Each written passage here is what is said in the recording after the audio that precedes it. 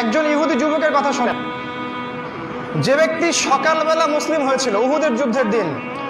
সে ব্যক্তি শুনেছে যে রাসূলুল্লাহ সাল্লাল্লাহু আলাইহি ওয়াসাল্লাম এবং তার সাহাবায়ে কেরাম উহুদের মাঠে গিয়েছেন যুদ্ধ করতে।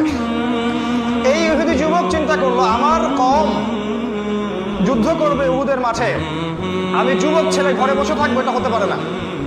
সে মাঠে চলে গেল, সকাল 10টা বাজে তখন আনুমানিক। সে মাঠে গিয়ে আগে বলল সাহাবীদেরকে, আমি কি আগে যুদ্ধ করব না আমি আগে ইসলাম কবুল করব? সাহাবীরা বলল, আগে তুমি ইসলাম কবুল করো, সাক্ষী দাও কালিমার, তারপরে যুদ্ধ করো। সে ইহুদি যুবক, সে কিন্তু ইহুদি যুবক, সে কালিমা সাক্ষ্য দিল লা ইলাহা ইল্লাল্লাহ ওয়া মুহাম্মাদান রাসূলুল্লাহ।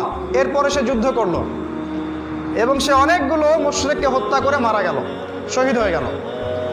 আমাদের নবী সাল্লাল্লাহু আলাইহি ওয়াসাল্লাম যখন এই যুবকটার লাশ দেখলেন উহুদের মাঠে, তিনি বললেন, এখানে কিভাবে আসলো?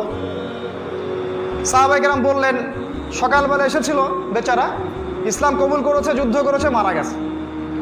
নবীজি বললেন, আমিলা কলিল উজিরা কাসীর, এই ব্যক্তি খুব অল্প আমল করেছে কিন্তু বড় পুরস্কার পেয়ে গেল।